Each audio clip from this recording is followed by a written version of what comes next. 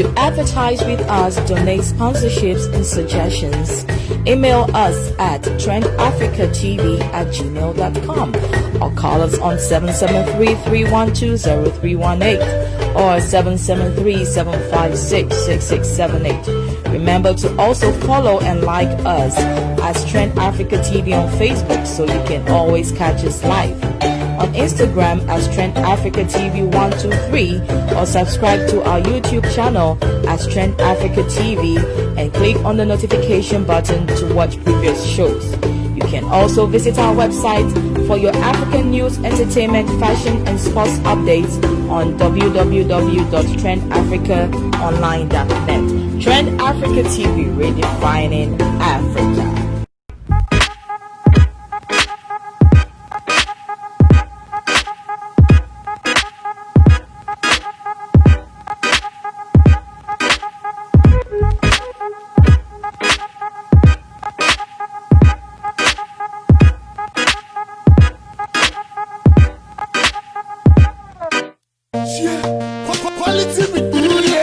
Lord is my shepherd.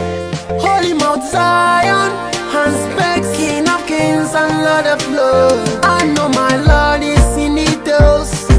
That's why me no afraid. He promised and never fail. His love and mercy I durate. He give me strength to face each day. He never lead me astray. His righteousness me I go train. Ooh, to you I praise. I give you thanks for keeping me strong. You never let me down. I give you thanks. I give you thanks for keeping me strong. Father, never let me down. I give you thanks. You save me from the snares of my enemies. My Lord delivers me. You set a table in front of me. In the presence of my enemies. Oh Lord, you anoint me. What a blessing. Abundant grace. Double blessing on my head. I give you thanks for keeping me strong. You never let me down. I praise you, Lord. I give you thanks. I give you thanks. Lift him high for keeping me strong. Father, never let me down. Praise him anytime. I give you thanks. Even though I walk through the valley of shadow of death, singing from your heart, I swear. Even though I walk through the valley of shadow of death, I will sin not I fear no evil. You are my guardian angel. You guide me through the jungle. You never let me stumble. You bless my hustle, yeah. You never let me stumble. You bless my hustle, yeah. You are able, Papa. Able. I know my God is able, eh. Able. Ooh yeah, ooh yeah, ay. Give him praise. Hey.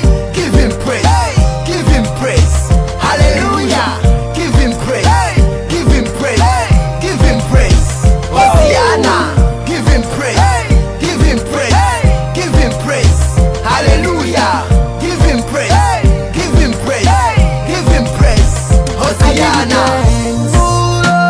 For keeping me strong, mighty Lord. You never let me down. Ooh, yeah, I give you thanks.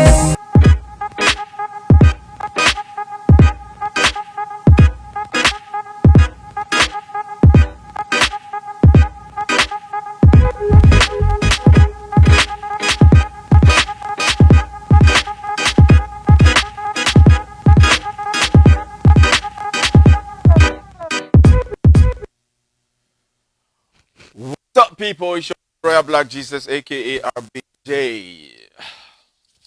Today, it's a sad day in Ghana and around the world, wherever a Ghanaian is. We had a big oak tree falling today. Our former president, the one and only Papa J. We love you. We that were born in the 70s, we saw what you did. there's more to come. I mean, one of these days, me and my 70th born people, we will sit around and talk about you. But today I have on the lock one of the superwomen on the block. I mean, she has done so well in the community, and we actually want to get to know her well or better, or the other side of her, because we always know the professional side of her. We want to know the dirty side of her, and also who she is and why she always do certain things. We'll take a quick break. When we come back, I'll dive in to bring my guest. I mean, you can see on the lower tab that you can see her name already. For me, I call her the Superwoman. Um, since um, she came taking over the community, or their regime took over the community, they've done so well, and I respect her for that. But I want to know the other side of her. It's nobody but Mrs. Eunice Cromwell. Stay tuned, don't go nowhere. We'll take a quick commercial break. When we come back, we'll still talk to this amazing superwoman. Hello there. Welcome to Trend Africa, where we give you the best of live streaming across all states in the US. We also do web designing, event planning, emceeing, app creating, and promotions. Or if you want to shoot an advert for your business or a show, you can contact us on +1773 312 0318. For more information, you can visit our website at www.trendafricaonline.net and also on our social media platforms at Trend Africa TV. You can download our app Trend Africa Online on the Google Play Store and App Store. Trend Africa, redefining Africa. Check out this beautifully made artistry of coffee tables made from a combination of recycled tires, jute ropes, wood, and fabric to suit your style. Yes, we make to order. These coffee tables can help you make a statement in your bedrooms, offices, and living rooms. But remember, we only ship within the USA and Canada after shipping cost is paid. Call Jasper Designs on 1-306-203-2650 or email us at doduyayra@gmail.com. Follow us on Instagram at Jasper Love or follow Pearl Yara Agboka on Facebook. Don't be left out. Please place your orders now. All right, people, we are back again, and we're gonna have Miss Eunice Cromwell on the log in a minute. But for now, I just wanted to let you know that we lost one of our former presidents.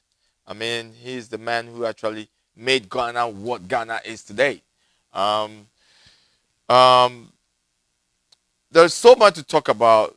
I mean, there's so much I can talk about this man, because I saw him. And I've seen what he did back in the days. I mean, just to even planting our democracy alone is a very big achievement, because this is the man that came to power by military rule.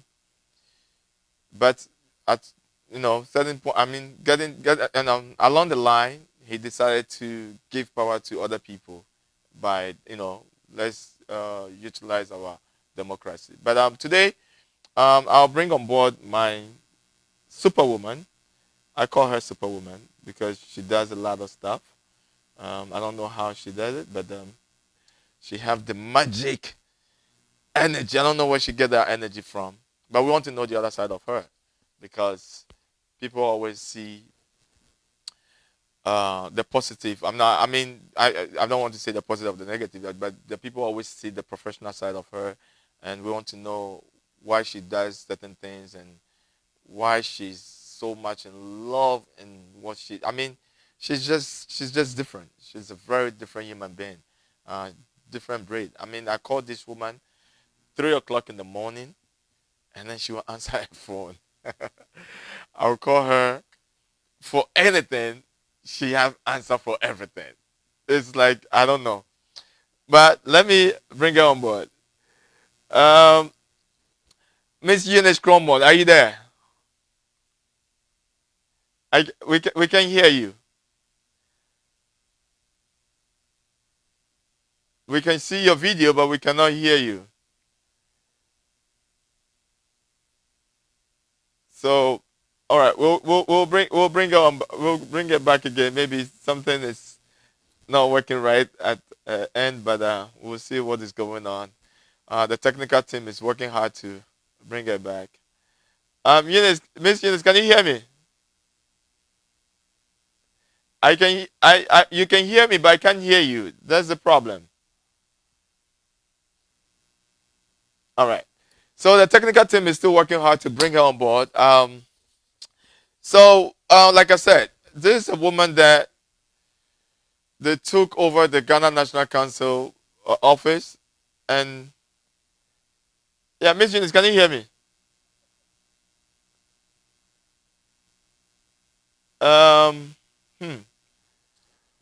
We can see your video. You're looking pretty. You're looking fabulous, but we cannot hear you. Hello? Yeah, I can hear you now. Okay. But I think you have to speak a little louder. Okay.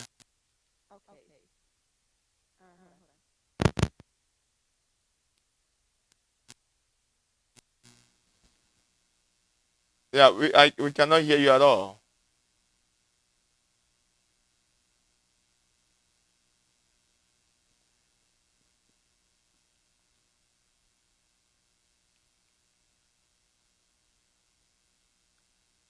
Yeah, we cannot hear you.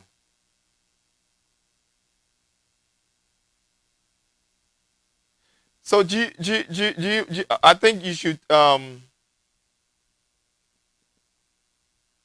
yeah, nothing. All right, let's have our technical team work on this audio so that we can get her voice back in, and then we'll rub some shoulders. But let me take a quick commercial break. When I come back, hopefully the technical team have done their magic job. All right. Welcome to SankofaOnline.com. Your number one diaspora news portal has joined with GhanaWeb.com to bring to you the latest news around the world, especially Ghana. Visit our website at www.sankofaonline.com, or you can download our app from the Google Play Store or App Store. Sankofa Online, serving the Ghanaian Chicago community.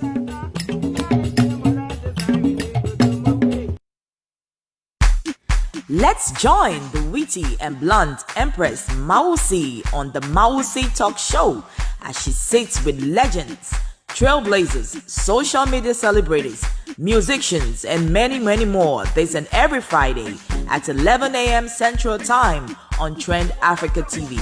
It is going to be fun-packed. You don't want to miss this. Trend Africa TV, redefining Africa.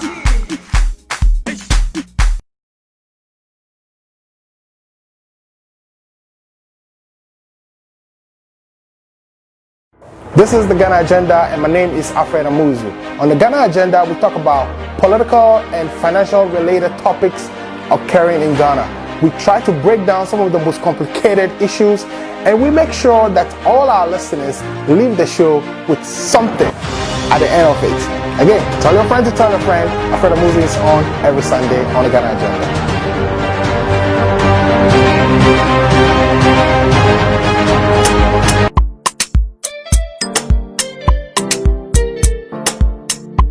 It's hot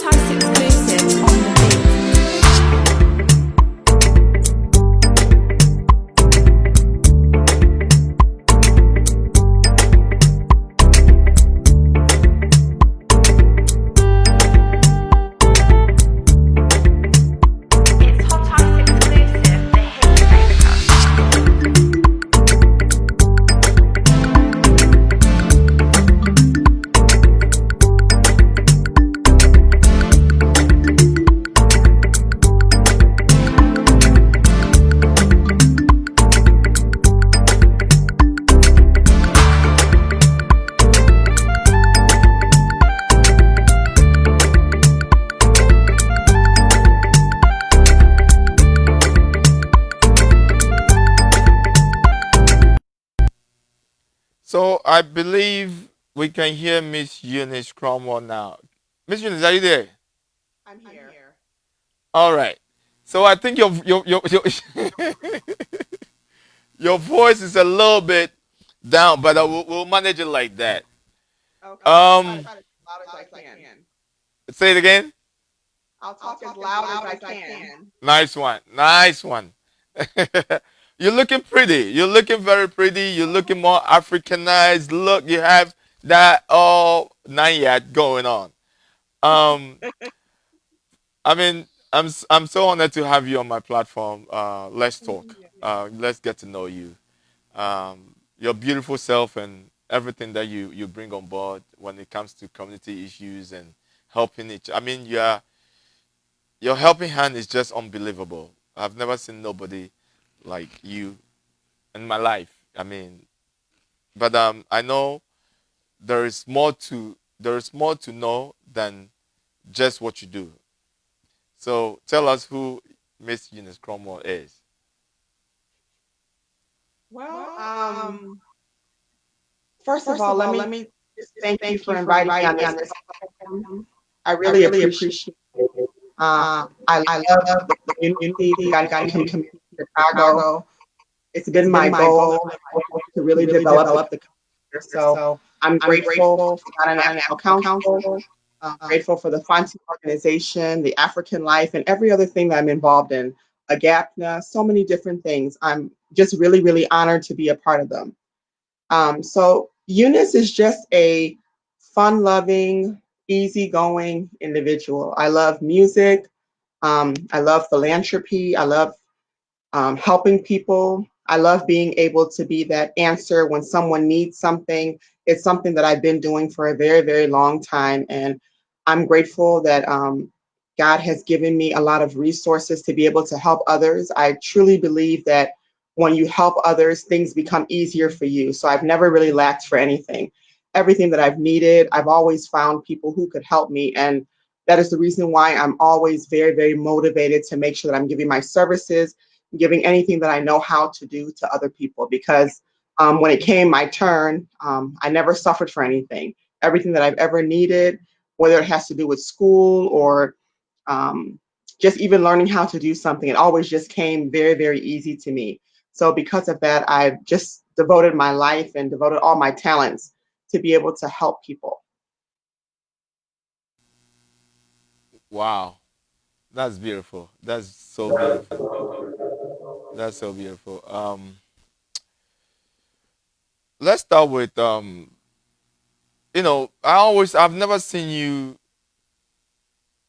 never seen you mad before. I mean, I've never seen you mad before. Always putting a smile on your face. Even I days that I will see you like welled out, like like there's no energy there. You still try your very best to put a smile on your face. Where from that feeling? You know, I really just attribute all my strength just from, I mean, I have a lot of energy. I'll put it that way. There's many things that I do that if other people do, they'll be like, I'm so tired, I'm so frustrated. But um, I really, really love to help. That's something that I've been doing for a very, very long time, since I've been a child. I can remember being 10, 11 years old, playing the piano, going with my dad to various funerals and weddings. So we've always had a very exhausting life because he is a very, very busy person.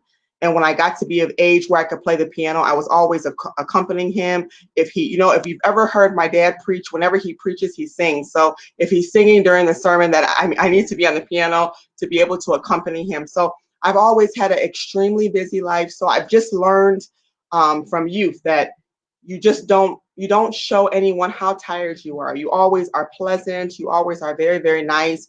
You always respect your elders. Everyone's your uncle, everyone's your auntie, and you always smile no matter what. Then when you get home, you can you can kind of let loose and relax. But at least in the public eye, you need to make sure that people can feel good, right? And when people depend on you for something or depending on your family for something, it would be so discouraging if the person who they're depending on is also exhausted or angry or tired. So I've just always developed that character to always just be as pleasant as possible. And then when I get home, I just relax.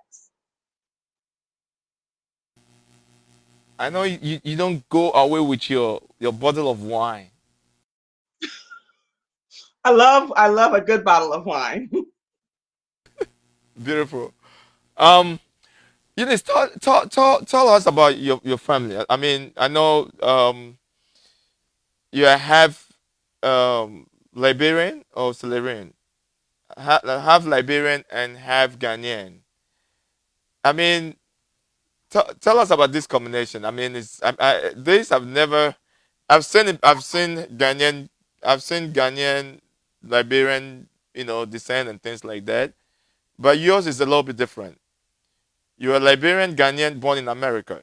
So for me, I call you United Nation. So tell us a little bit about your family. So actually, I was born in Liberia. I came here when I was about 11 months old with my sister. She was about 2 years old. My mom is from Liberia. My father is from Ghana. So when I came here, I was very young. We moved to Memphis, Tennessee. My father was in the theological seminary there. So I grew up a little bit in Memphis. From Memphis, we moved to Evanston, where my father did his PhD at Northwestern. So we lived in Evanston for a little while. I went to grammar school in Evanston. I went to high school in Evanston. My senior year of high school, my father got a job with Catholic Charities, and he was required to move to Chicago. So that is how we moved to Chicago when I was in the 11th grade. And so I was actually in a nursing program. There was a LPN program they were having for juniors and seniors in high school. So I joined that program. That's when I first discovered that I really liked nursing. There was a teacher there who said that you could get some of your credits for nursing while you were in high school. So I joined that program, and it really, really opened my eyes to everything. There's such a big difference between Evanston and Chicago. So it was a big culture shock to me. Evanston is a bit sheltered. Even though I went to school with a lot of people from different races, right? A lot of Black people, a lot of white people. Coming to Chicago was a lot more urban, right? You met a lot more people who were also coming from the South Side and the rest. So it was very, very different for me because I wasn't used to being around people like that. So being in Chicago was just so diverse. And at first I was like, I really don't like it here. I like Evanston better because it was so much safer in Evanston. I could walk around anywhere. I could go to the park late. We could, go play outside. But in Chicago, there were very strict rules, right? My father was like, make sure you're home before the street lights come on. So I was kind of, it was kind of a transition. But I really enjoyed growing up in Chicago. It taught me a lot about awareness, taught me definitely a lot about street safety. Because again, in Evanston, things were so carefree. People were still leaving their doors unlocked, right? When I was growing up, nobody was worried about people harming them. But coming to Chicago was definitely a reality of you have to be much more careful about your surroundings. You need to make sure that you are, watching who you're around, making sure you're with the right crowd and stuff. So being here has taught me a lot about how to protect myself, and ultimately it's taught me how to be a better mother because I'm able to protect my children a lot better because of all the experiences that I've experienced in Chicago. Wow. Wow, wow, wow, wow. That is beautiful. I mean, these are some of the stories that we want to hear from Eunice. I mean, we always see the beauty part, the world, and we'll get to that, we'll get deeper to a lot of different stuff. But um, your dad, I mean, you have one of the best dads ever, man. He's like, that man is just unbelievable. If you are in Chicago and you hate that man, there's something wrong with you. There's something wrong with your mind because he's just a lovable father to everybody, to everybody.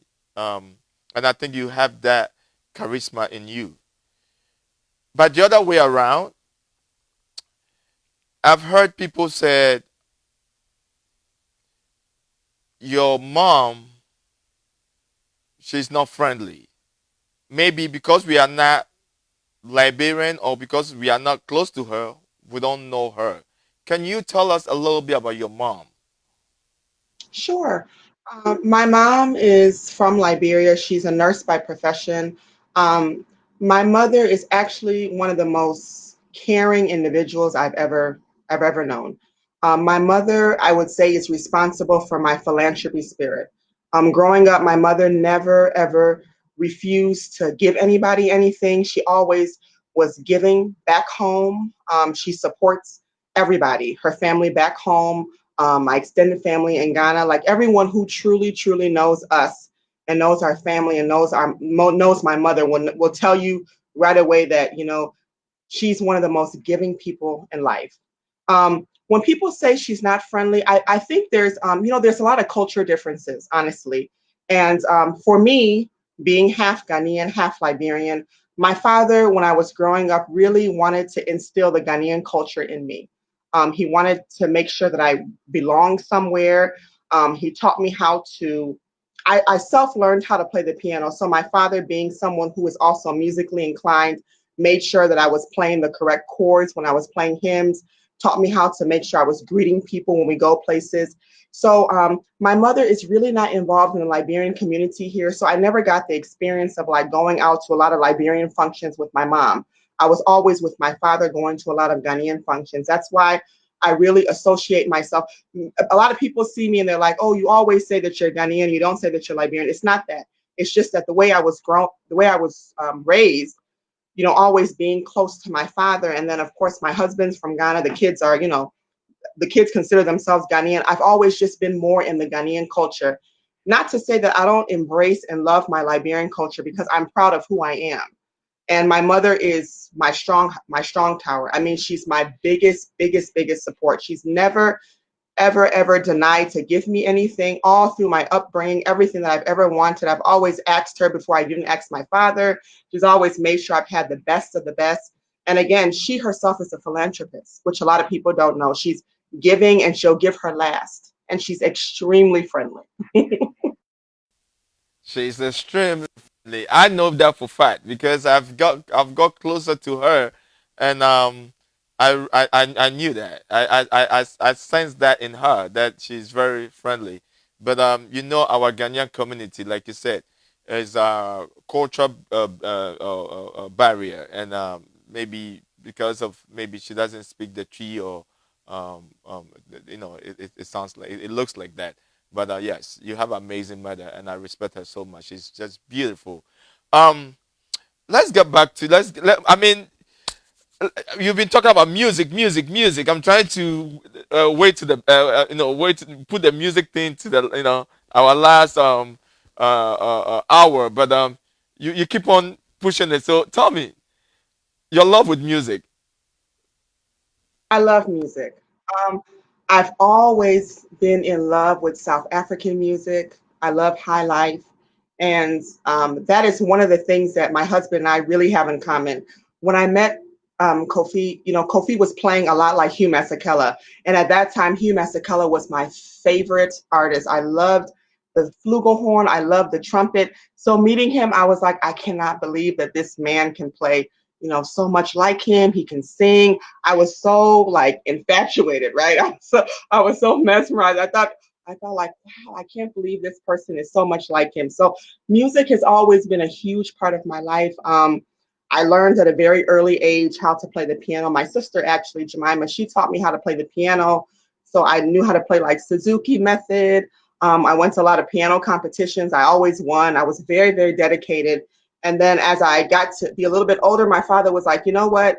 You need to learn how to play some hymns. We always sang a lot of hymns at home. We had family prayer. So my father, who used to be a choir director when he was in Ghana and Liberia, would just basically sing the hymns. And he would say, Otwe, I just need you to play it just like the way I'm singing it. This is how the bass goes. This is how the alto goes. And so I learned how to play a slew of Ghanaian hymns. I mean, I can probably play everything that anyone sings. And that is how I really just had a real love for, Ghanaian hymns. I love, love, love hymns. And people who know me very well know that on a Saturday, Kofi and I can spend 2 to 3 hours just playing hymns. And sometimes we record it, sometimes we post it, sometimes we just share with our family. But that is something that is very dear to us. Prayer is very important to me. And I love the fact that you can use music to communicate with God. I love reading hymns. I love singing hymns. I love playing hymns. And that is what I've taught my kids. So Timothy and James, sometimes they get tired, but they know that we love to just play hymns and just enjoy, the gift that God has given us, which is to play the piano. And of course, my husband everyone knows that he's just brilliant on the trumpet and the flugelhorn. He's a legend. I've known Kofi for a long time. I mean, maybe 20. I don't want to say, but a long time. And he's a pure legend. I mean, I believe with you, your union, with my friend, my brother, it's just a beautiful thing. I mean, me personally, I really admire your union. Because I know it's not easy road. That is why sometimes when I call you Superwoman, most people doesn't understand. They think I'm just calling you Superwoman because of your what you do in the community and things like that. But it takes a strong woman to put a family like your family together. It's not an easy thing. Please tell us a little bit about your relationship with your husband. How long you guys been together with 2 boys? How did you do it? Plus being a doctor now, and everything with family, with 2 boys in America, with my boy Kofi. I know it's trouble. Please tell us a little bit about. I'm so grateful. I actually met Kofi at a wedding. We were hired to play the same wedding, and I was really struggling to play the piano that day. It was very hard for me. Some of the songs they wanted, I wasn't too familiar with it, and then they said, "Oh, we've hired this trumpet player," and I thought, "Oh, okay." And he came in, and as he was warming up on the trumpet, I was literally sweating. I said, "Oh my God, he's so good. I'm not going to be able to play with him." And he was so nice. He was like, "Oh, let's play this in F. Let's play this in G. Can you change this? Can you do this?" And I thought, "Oh God, he's so professional." My sister and I were just laughing the whole time, and he's so friendly. Kofi's a very humble person, and that's what I've always really admired about him. Yes, he has his celebrity status. Of course, when I go with him to Ghana, people know him. When Kofi grabs his trumpet, people really admire him. But apart from all that, like all that you see outside, pictures and traveling, Kofi is extremely humble. This is a man who will make sure the kids are completely set before he leaves to go anywhere. This is someone who will wake me up and bring me breakfast. This is someone who will call me all day. Someone who makes sure that I have everything. Gas is in the car is clean. It's like he's always preparing things for you ahead of time. And I truly, truly, truly admire that about him. I can never be more grateful. And I don't think there's anybody else in this world who could have really understood me like the way Kofi does. When my sister passed away, I thought that I would never, ever be consoled. But Kofi made sure that he cooked for my whole family. When my mom was just, crying, he would wake her up, give her soup. He made sure everything in the house was set. He was my father's right hand. Everything that my father needed, he was right there for him. So I'm very, very, very grateful, and I don't take anything for granted. We have a wonderful relationship. It's been 20 years. October 7th just passed, and we've been married. To God alone be the glory. Timothy is 19, and I'm so proud of Timothy because a lot of kids at his age are trying a lot of different things. But when you can't find Timothy, you'll see him at Acme, right? He's at church. He's recording someone's album. He's at Pentecost playing someone's drums. He's on live somewhere. He's very, very focused. So I'm so grateful because in America, raising a teenager, you already know they're doing all type of things. And then my youngest is 14. James is really coming into his own. He's brilliant. He's very good at science. He likes research. He loves to research things on Google and come and ask me. I always ask him, "Do you want to be a doctor?" He's like, "No, I want to be a basketball player." But he loves research, loves to read. loves to write. And so I feel like you never know why God places you in a way that they place you. But through the union of my husband and myself, we brought forth these beautiful children. They are God fearing. Timothy and James are very humble children. They've learned how to really deal with life. We took them to Ghana for 3 years, and I thought that, that wasn't long enough, but they really value they value money. They value how you need to really work hard to do stuff. They've seen enough in life, seen enough back home to where they realize that, my parents have really sacrificed a lot for me, and I really appreciate that about them. Wow. I personally respect your kids. Every time when they see me, they know that's uncle. Um, your son, your younger one, that's what James. Yeah, he's every older lady love him. So yeah, amazing. You've done well. You've done so well. Putting two boys, I mean teenagers, like you said, it's not a joke in America, and you've done well. Recently, I believe Timothy turned. Yes. So have you met his girlfriend already? Timothy has a really good friend. You know, for me growing up, we could never tell our parents you have a boyfriend or girlfriend, right? You're always like kind of scared. But Timothy and I have a very good relationship, and I know that he's really fond of Naomi. She's the Ewe Queen Mother's daughter, and Naomi is extremely respectful. So I love the two of them, right? They went to prom together. They respect each other. They respect the community. And I think that's very, very important because when you're raising kids, you can never tell your child, don't do this. The minute you say, don't do this, that's what they're going to do. So it's better you find a way to have an open conversation with your children. Make sure that you are aware of where they're going to be. Make sure that you teach them how to respect themselves and respect others. That's your job as a parent. Everything else, we all have to go through our own things in life, right?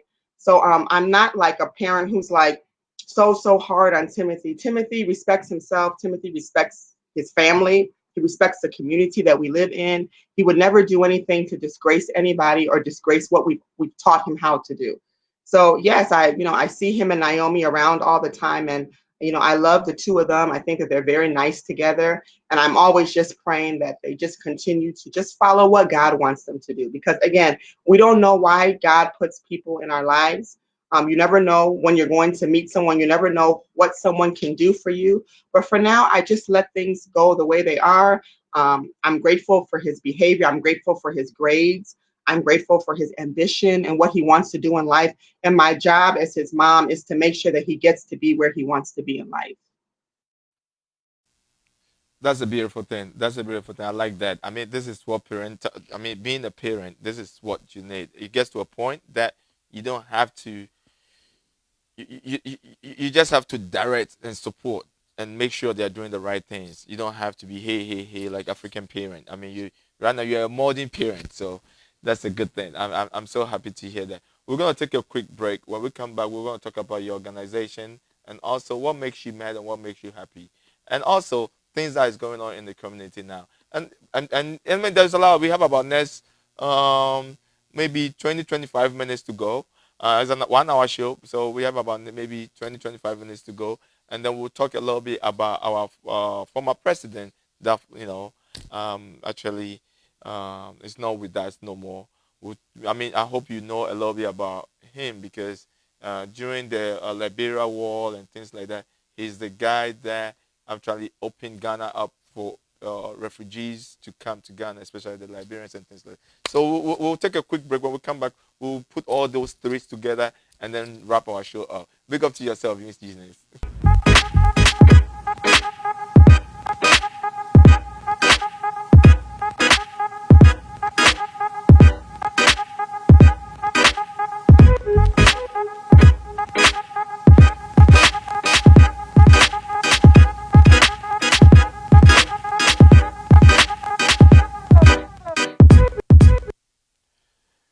Yes, we are back again. We're still rubbing shoulders with amazing superwoman. I call her superwoman.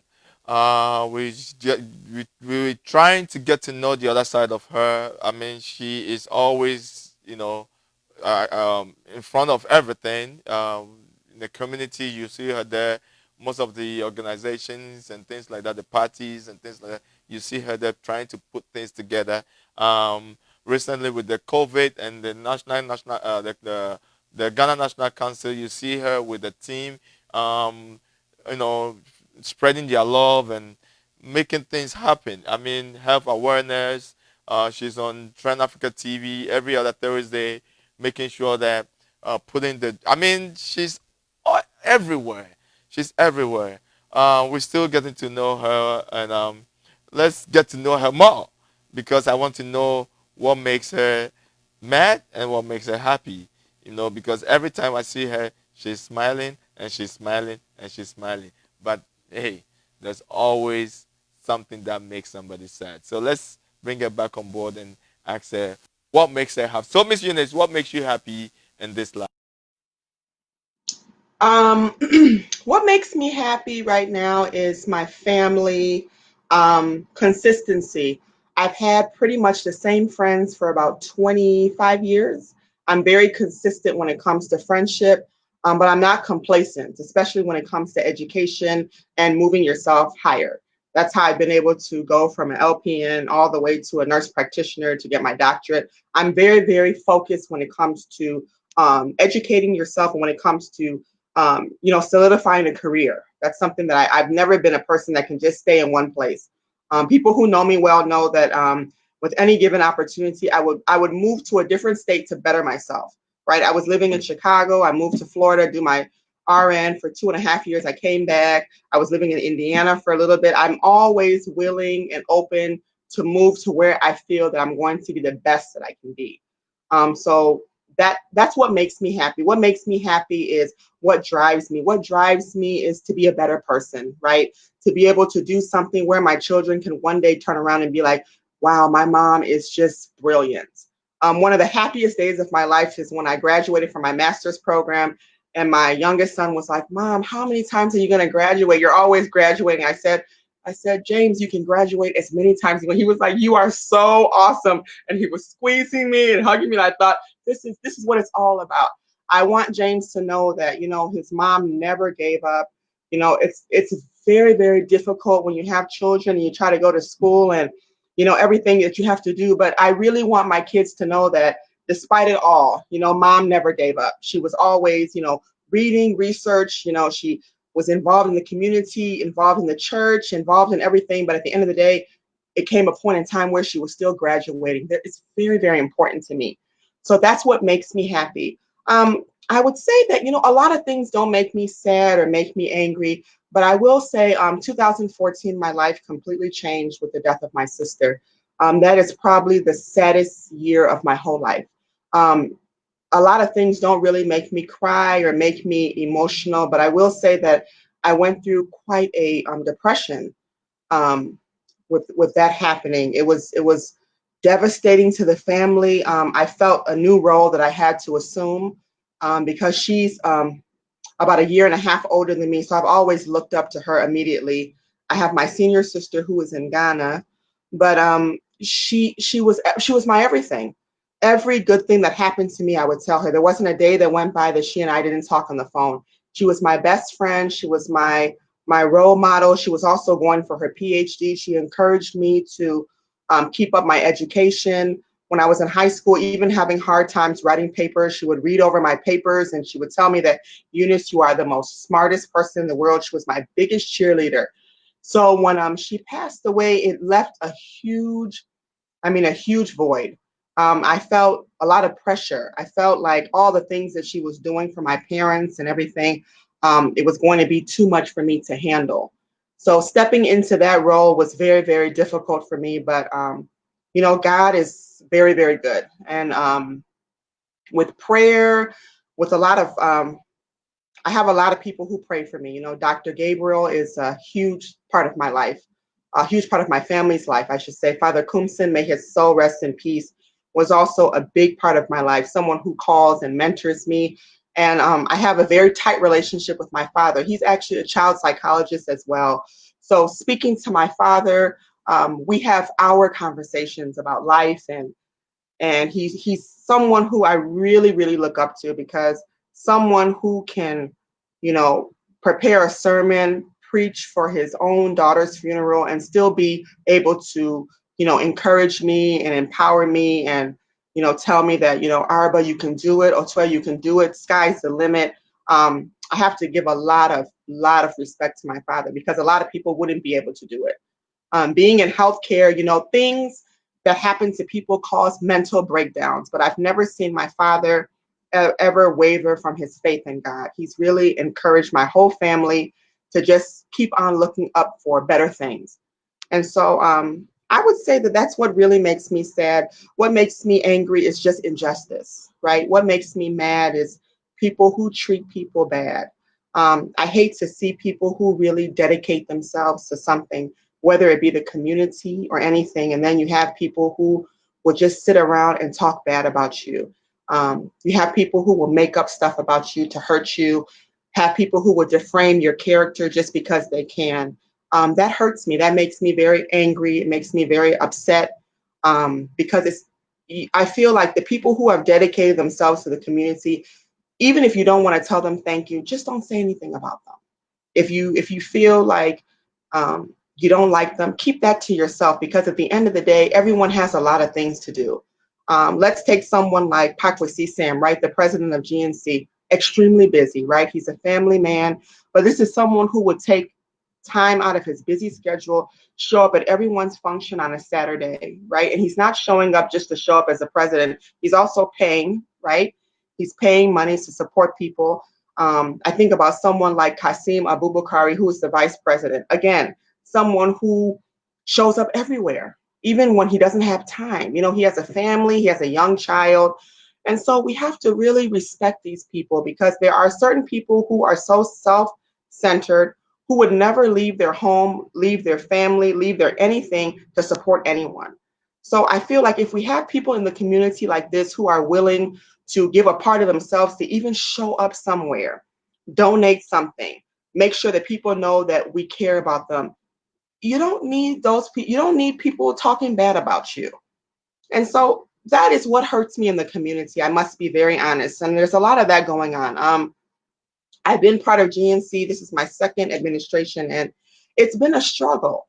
Ghana National Council is a beautiful organization. I wish it all the best. I've done nothing since I've started but help them to develop themselves, help them to make money. So when you turn around and you hear some of the hurtful things that people are saying about me, or saying about the president or the vice president, or even Mr. Steve, who is the organizing secretary, it's painful. It really is painful, because um, if you can spend your whole day thinking about how can I propel the Ghana community forward, and other people can spend their whole day thinking how can I drag Eunice Cromwell down, it's hurtful. It is. You are so right, my dear. You are so right. Yeah, that's really can really bring you, can break you. But I personally think with all the negativity, even though in your own word you are saying it now, we don't see it like that. We even see that that make you stronger. So keep out the good work and keep doing. I mean, people will say what they want to say, because I mean, there's a saying that when you're a leader, that everybody have something to say about every every leader. So either good or bad, they'll say it. And for us, with your second term in office here and in the community, you guys have done so well. Have done so well, and Tran Africa, myself, my team will support you. I mean, I support good thing. If you guys are doing that, I remember one time when I was on a different network, the council was doing the council. I didn't understand certain things. You can attest on that. I came forward and speak my mind, and that's how I am. I don't I don't hide things. I'll say it like it is. I've had my fair share with Pakwisi. I believe with you, with um, your assistant business manager. I mean, we've gone back and forth many times, but it gets to a point and it gets to a point we have to come to a common ground to understand each other and respect each other, and that's the most important thing. And I respect you for that. I respect the council for everything that they are doing. Yes, they have their bad side, their good side, but let's look at it this way. Let's, as Ghanaians in the community, we dwell on the bad too much. Let's start praising people with their good deeds, and that will instrument them to do more good in them. So big up yourself and happy yourself. Tomorrow is not promised. Hey, today is what we have. So enjoy yourself. Don't let nobody any negativity bring you down. I know you're a strong woman already. You're a very, very strong woman that a lot of people in the community look up to you. So keep doing you and happy yourself. But there's a question that I wanted to ask. I know Jemima, your sister. I know her very well. Um, um, Her passing. Will you say that that made you who you are? Because maybe at that time you really didn't know who you are, but her passing um, open a certain door or open up your brain, your mind for you to become who you are? Yes. That's a really good concept. And it reminds me of the way the Bible says that, when Jesus came here on earth, his passing was a sacrifice and it also opened doors for many, many people when you think about it. So the way I see it is that Jemima leaving, really, like I said, it left such an open space in the family that if I didn't occupy that space, um, I don't know where I would be. It's like that was my destiny, to occupy that space.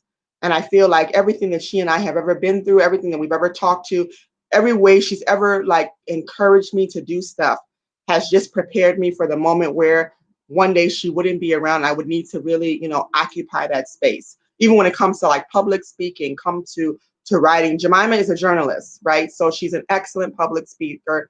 She's someone who people call upon to even edit their papers and everything. I mean, she's that brilliant. So to be in a situation where now people are depending on me to do certain things, I would have never thought in life that I would be in that role. And so I really do feel like her passing, as painful as it was to me, and as much as I still don't understand it, but I do give everything to God. Um, it has really put me in a different position, and it definitely encouraged me to complete my education, hands down. I was just finishing my bachelor's degree when she got sick. And I remember telling her that, Jem, I'm about to finish my bachelor's. And she was like, yep. And when you finish that, do your master's, do your doctorate, get it over with. And I thought, I just kind of want to relax at the bachelor's. And she said, no, you have to keep on going, get it all done. So with her not being there, that voice, that advice that she gave me, even though she wasn't doing well, she was always wanting to know what was going on with my life. And how's things going? How's this class going? Have you registered for this? Did you do this? How is Timothy? How is James? How's your husband? So with all that, I think that she was so selfless. And so the least I could do is to make her proud, make my family proud, right? Because she was the person that my parents were waiting for to, obtain that PhD. She was the person that my parents were all looking forward to. So I feel like with me doing it, I'm doing it for the both of us. And that is what I told my professor, that this doctorate degree is not my doctorate degree. I give it all to God. And of course, I give it all to the loving memory of my sister Jemima. Wow, that's beautiful. That is so beautiful. But you have another sister, and one thing I like about your family is that you support no matter what. She's different from you guys compared to G, compared to you. She's different, but she have her own. She's doing so well. I've been following her, and I believe that she's doing so well. Your father being a pastor, and I know how we Africans or Ghanaians we are. And away a pastor bana shwedeoye and I say. How do you take that? I mean, have you sit back and said maybe she's not doing what your father wants? Because I know your father doesn't care. She's that type of a pastor. She's that type of a man that will support whatever, but in a good manner. And I believe that what your sister Abba is doing something that she loves, and I respect that. So tell me a little bit about her and how the family is supporting her. You know, Abba is a beautiful person. I love her so much. We are very, very close. There isn't a day that goes by that she doesn't call me and check on me. We have long conversations. We pray together, and I love everything that she's doing. Hannah is an artist. You know, she's doing her music. She's doing her modeling. And I will say that my father is a man of God. My father is a person who also never judges. And everyone who truly, truly knows Asafo Nunu knows that he will never judge anyone. My father believes in the power of prayer. My father believes in allowing people to, live their best life. And all he does for all of us, and all he's ever done for all of us, is pray that we all find our way. So I'm very proud of her. I admire her work. I admire her um, her confidence and everything. I pray for only good things for her and her family, her daughter, and everything. So, yeah, Hannah is a beautiful soul in and out. I look forward to her music coming out. I look forward to all the beautiful things God has in store for her. And as a family, we stand beside her. My brother and I, we love her. We have good times with her. We laugh, and she helps me with my hair. She helps me with my makeup. She's really, really, really my right hand. I love her dearly. That's Abba is my actually she's my darling. I love her. I mean we go a long way. She's a little sister to me. I remember when I was on my first network that I was on. She came there a couple of times, and then we'll have fun, and she's just a beautiful soul. And when people doesn't know her, they will always think that, oh, we're Pastor Bano, yes, but when you get close to her, you see a different human being. She's just beautiful inside and out. Um, Miss Eunice, we'll take a quick break. When we come back, let's talk a little bit about our fallen president, our fallen former president, Jerry John Rawlings, and the little that you know about him. Please let us know. But before we do that, tell me about your brother. I mean, I keep on forgetting about. I thought you guys are three, but recently, from nowhere, I saw something on Facebook. You published him, and I was like, oh my God, I didn't know this one. I mean, this is somebody that I didn't know at all. Please let me know who he is. Ebenezer is brilliant. He has a bachelor's degree in economics. He's a private investor banker at Bank of America. He's very, very humble, very, very smart. I love, love, love my siblings. Abba and Ebby and I love calling them Abba and Ebby. They're my younger siblings. And so I'm more of a very, very protective over the two of them. And they are the same way with me. And I just love him. He's very, very laid back. He's not too aggressive. He's not too much in the public eye, but he supports everything about me.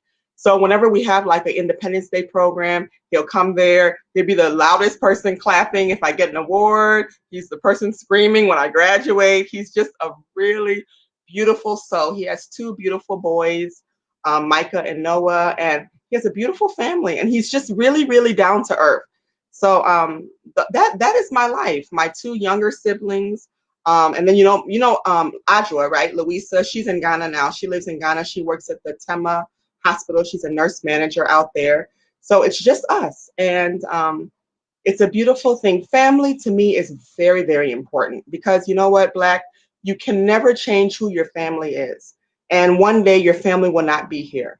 So you need to respect, you need to really embrace your family because one day you'll be sitting back thinking like, I wish I would have told my sister this. I wish I would have told my brother this. So we are very, very close. We have our own private chat where we share lots of jokes and we always have a good time from the time I wake up to the time I go to sleep. I can always depend on going to the sibling chat and get a good laugh in, no matter how stressed out I am. So that is how it is with my siblings. Wow, you're a proud sister. Believe me. I wish I have siblings like that. I'm just a single young man walking around somewhere. If today I don't have no brother, I don't have sister, I'm just me. So when I see family like that, I really, I really, it's something that I really enjoy when I see people talk about their family, their siblings, because I don't have nobody to talk about. It's just me. I mean, people say I'm selfish, but sometimes I love my selfishness. But let's talk about your Jemima Nunu Foundation, right? Tell us exactly how it came about and what you guys are doing, what kind of support you need. Recently, I heard that the foundation actually supporting a whole kids in Ghana or something like that. We want to know about all that. Please tell us, and then from there we'll take a quick break, and then we'll talk about our fallen president. Wonderful.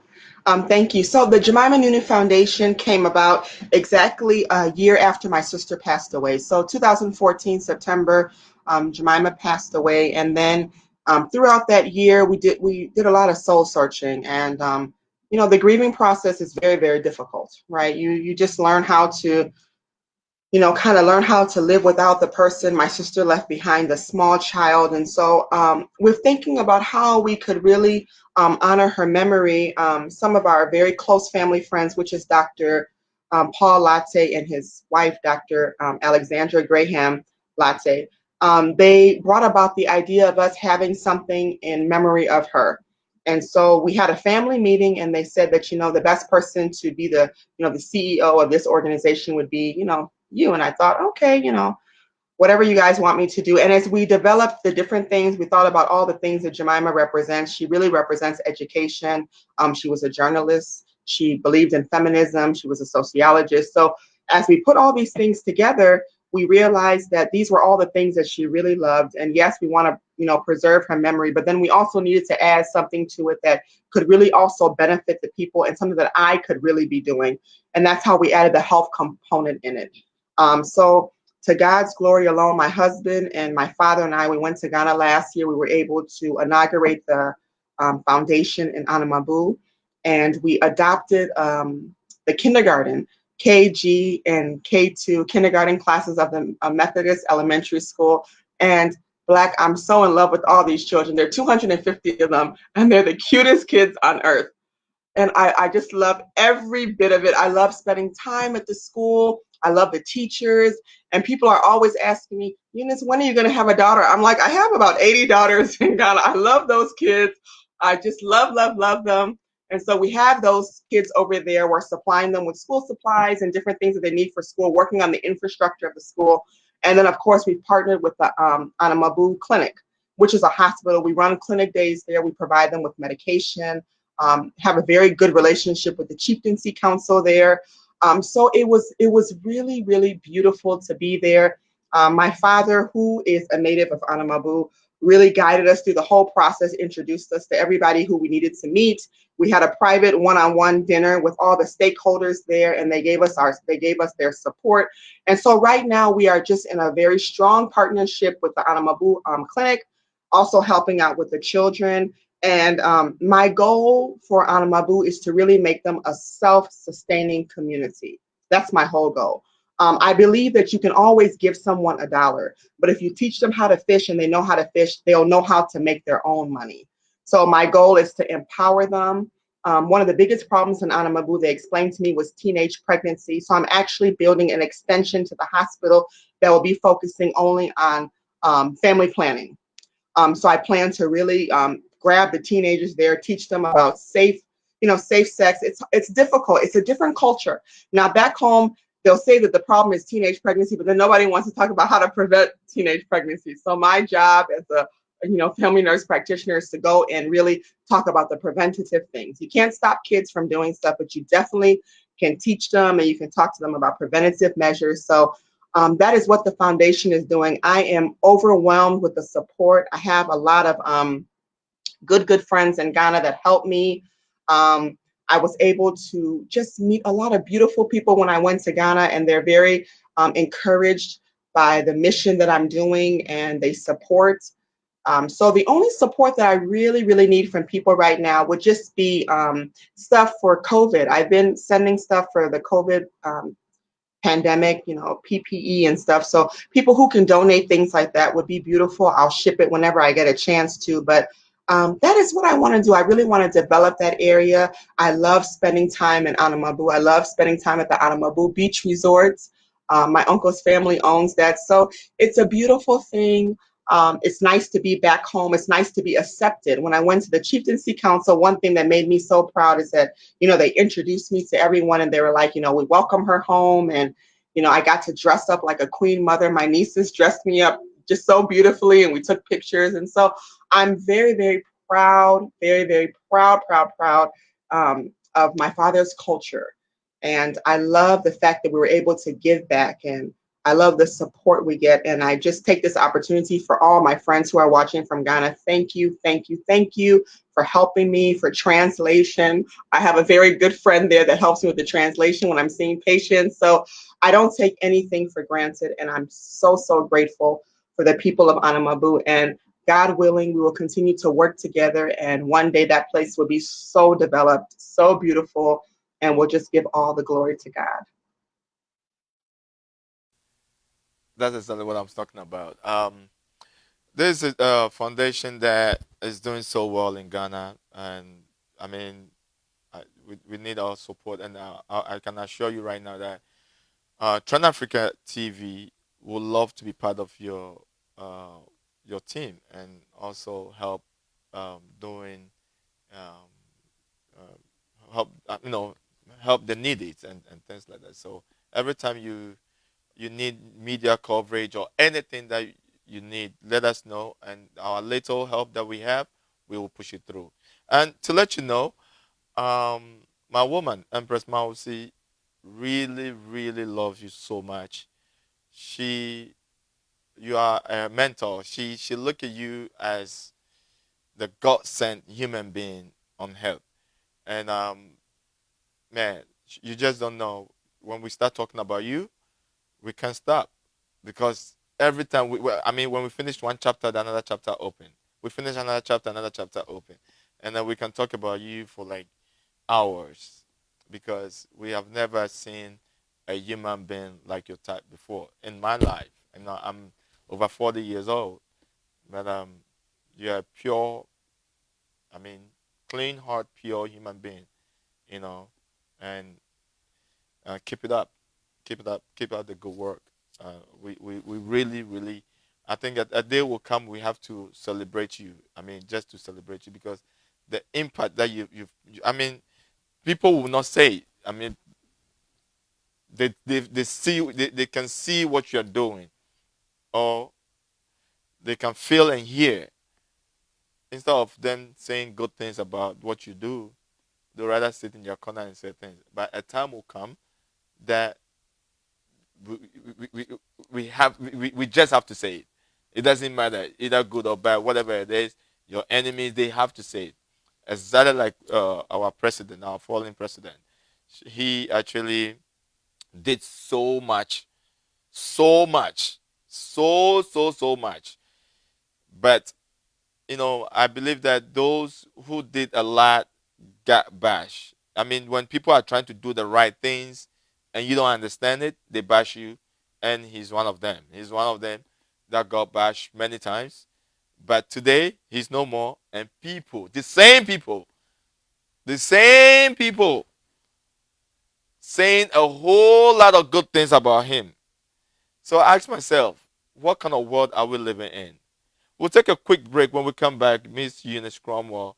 I mean, she's a doctor now, so Dr. Eunice Cromwell. I have to keep it right. So what you see there is doctor, it's not Miss, it's Dr. Miss now. So we're gonna take a quick commercial break. When we come back, Royal Black Jesus still rubbing shoulders with this beautiful, amazing, my superwoman here. And then we'll talk about our fallen president, Doctor. I mean, and he's a doctor too. I mean, recently JJ became a doctor somewhere. I don't know, but he's our former president who actually have done so well. So this is a quick musical break. I'm trying to get a music to play, but I can't find it. So we'll just take a quick commercial break from one of my sponsees. Welcome to sankofaonline.com. Your number one diaspora news portal has joined with GhanaWeb.com to bring to you the latest news around the world, especially Ghana. Visit our website at www.sankofaonline.com, or you can download our app from the Google Play Store or App Store. Sankofa Online, serving the Ghanaian Chicago community. Check out this beautifully made artistry of coffee tables made from a combination of recycled tires, jute ropes, wood, and fabric to suit your style. Yes, we make to order. These coffee tables can help you make a statement in your bedrooms, offices, and living rooms. But remember, we only ship within the USA and Canada after shipping cost is paid. Call Jasper Designs on 1-306-203-2650 or email us at doduyayra@gmail.com. Follow us on Instagram at Jasper Love or follow Pearl Yara Agboka on Facebook. Don't be left out. Please place your orders now.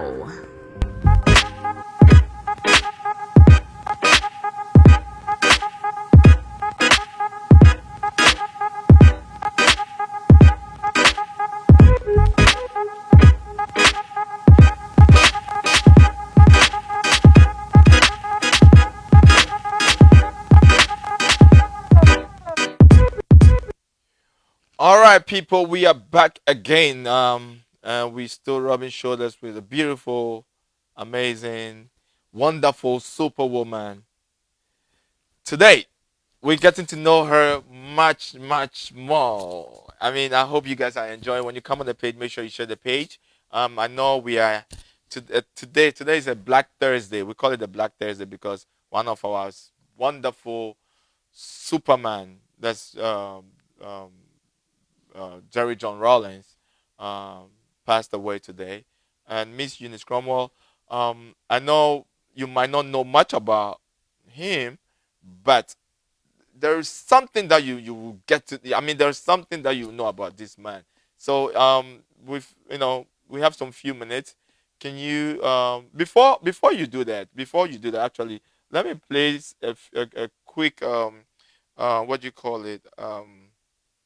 Let me play a quick tribute that UTV went to his residence in Ghana, and then what people are saying about him and things like that. So I hope you guys said the ekoshade no mo person be die dimpo e wo baby a ote wo regional na esewani.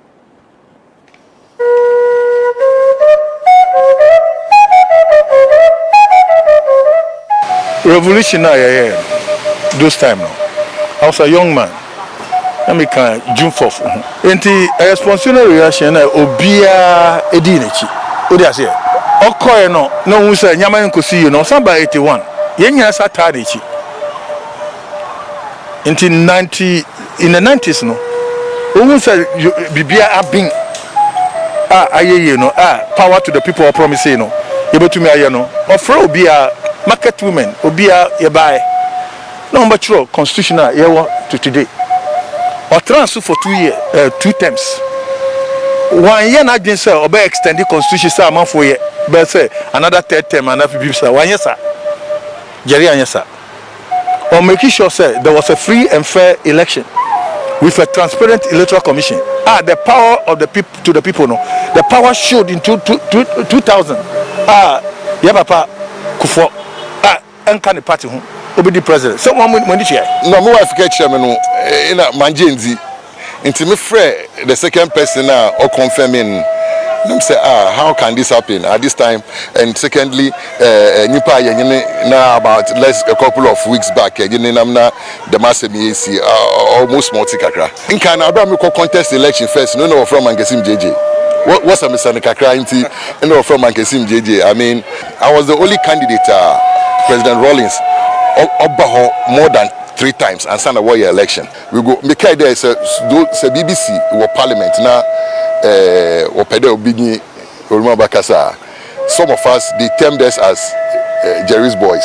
Your parliament, you know. Some of us were termed as Jerry's boys. So sometimes they will call some of us that Charlie, this old man go and meet old man and 1, 2, 3. And see, I mean that is how far we go. He was our hero, he was our mentor, he was our icon. Somebody we love so much from our region. It's a big oak tree that has fallen. You know the influence of Papa J. You know his influence, very domineering. When he speaks, everybody listens. Yeah, we are devastated. But what can we say? We were there to support him recently when he lost his mom. Everything went on smoothly. Little did we expect that within this short period, that is the will of God. So we thank him for it. They took initiative that not many people would have taken. Nunu started from as a military leader and ended up as a civilian leader. And for me, that is the greatest achievement. He was able to transit from military rule, revolutionary rule, to what we have today as democracy.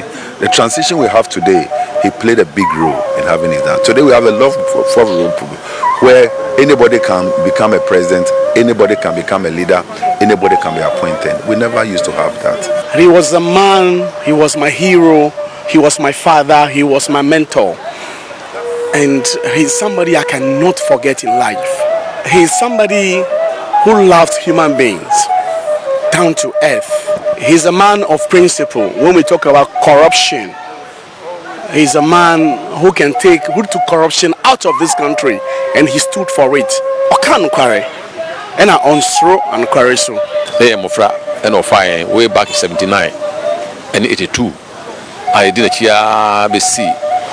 1992 I did see party and sana chire ba party mo so ne no anenam oyo wura ye so no so bekope o ti mama o man eno wiase nyina so e ka so be a leader on RBJ Rawlings na oyo bi a odonipa emfa ho ne beka fa ho me tamo ye adwuma no frisia beru ni nyina na ti bi kokko ka me ho se mo de chire no pa a se ka me go nkura ko me manim enso ba ma obre mo aka wasem okan wasem no hunu say no kura eno an no so wura kona kwa ye adwuma enti no say nipa we no eno so wiase na me say nyina de ba ye osu hunu say esu ene ban a ode transasi so no nyina ye mfa enye osu hunu pa ma nchirima na ya ka kusi an say onyame ofa ne currency me card no me so proud ma me $2,000 $500 oh me papa we there akaya nyo bia te say Rawlings oh Ghana oh wa wana me ko bio wa wana me hia makwa oh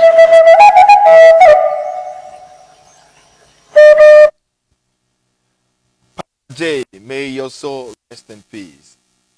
Eunice, tell us a little bit about. I mean, I know definitely your father, your uncle, your husband will tell you something about this amazing man.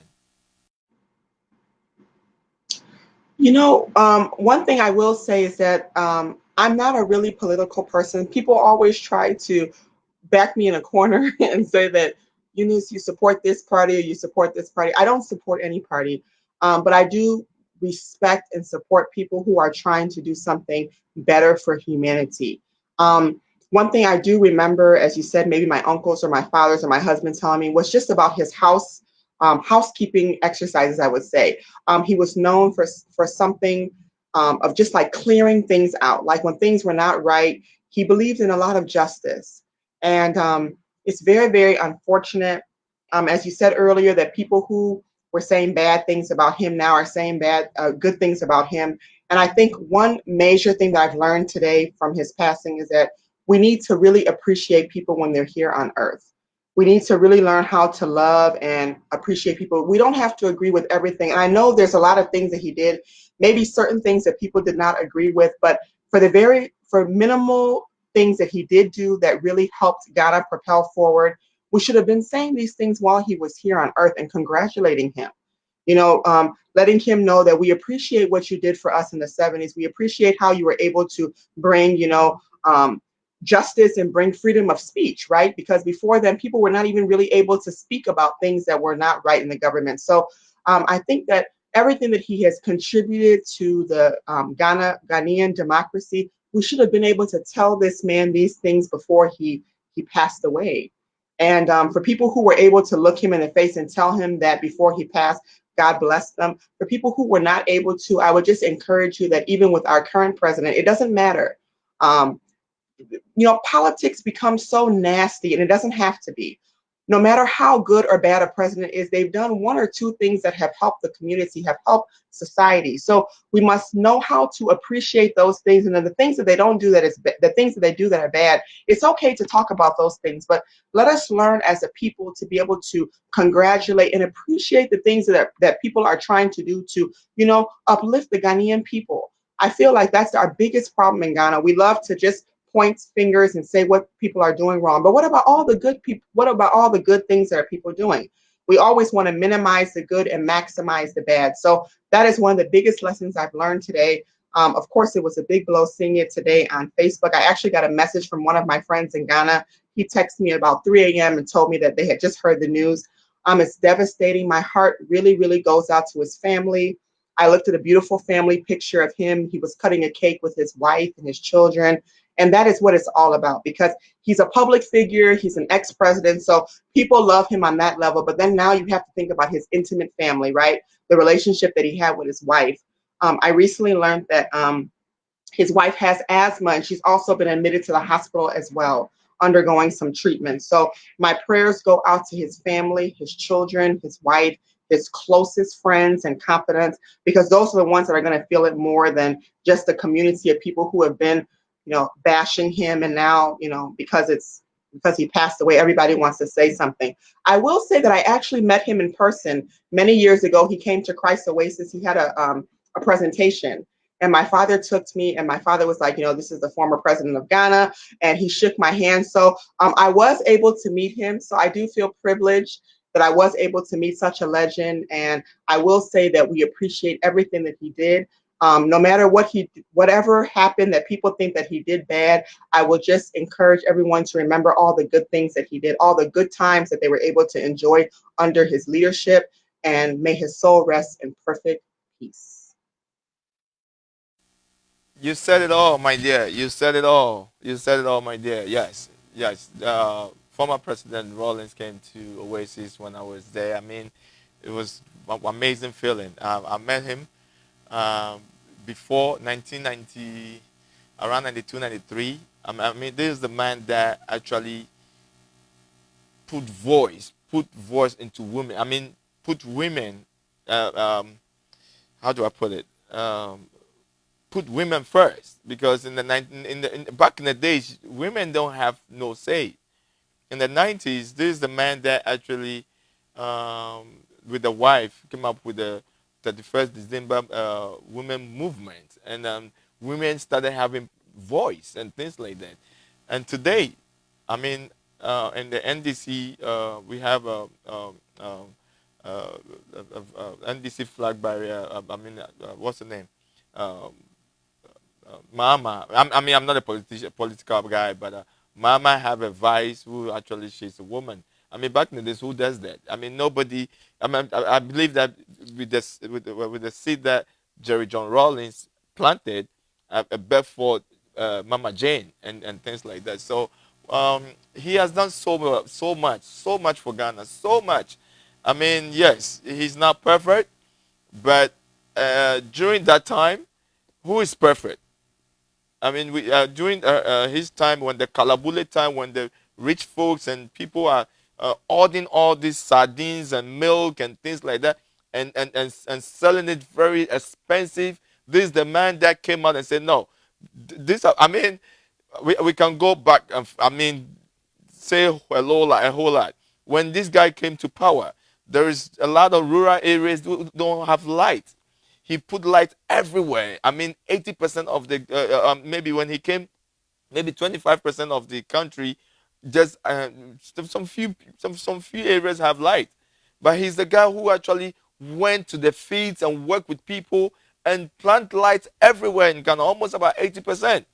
I mean, this is a guy who I mean, he's a true leader, you know, who he will wear his Wellington boot, go to the gutters and make sure. I mean, he did a whole lot, you know, and um, on top of it, for him, a military rule who came to power by coup with gun to give away democracy, and now we the civilians, or we the citizens, can have voice and pinpoint the wrongs and the good and bad that the leaders are doing. It's all came from this man. We have to honor him, cherish him when he was alive. But guess what? Ghanaians tear him apart. But today, when he fell, everybody, and today I was so sad. I was like, man, Ghana, what can you do for you to be out there? There's nothing you can do. But the only thing I'll tell people is that you just have to do you. So, Miss Eunice Cromwell, give us your last word, and then also, I mean, if you have some shout out to that you want to give, you know, some people that you want to give them shout out and things like that, man, the floor is yours, and we're gonna wrap the show up. But thank you so much for coming on this platform. Let's talk, and you've really, really opened up, and I love that. Thank you. Thank you for inviting me on this platform. I truly enjoyed just sitting down and chatting with you. Of course, I'd like to give shout outs to my loving husband, Mr. Kofi Cromwell, my kids, Timothy and James, my parents, Reverend Nunu, Mrs. Nettie Nunu, my siblings, Abba, Ebby. I love you guys tremendously. My sister in Ghana, Ajua, the whole community, Ghana National Council, my team working for the foundation, the African Life, Felicia, Dr. Oko. These are all people that are so, so dear to me in the community. Of course, Pakwisi, Kasim, Steve, Abina, Nanaya, all these people that have been such a joy in my life. I'm grateful for you all. I thank God for everyone's life.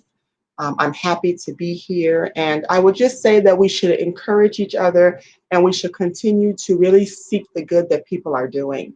A very hard lesson that we learned today with the passing of former President Jerry Rawlings, and even the people who we have in our own community. We must stop tearing people down. We must encourage the people who are trying to do something better for our community. And we must, encourage them by just telling them that they're doing a good job. Appreciate what people are trying to change in the community.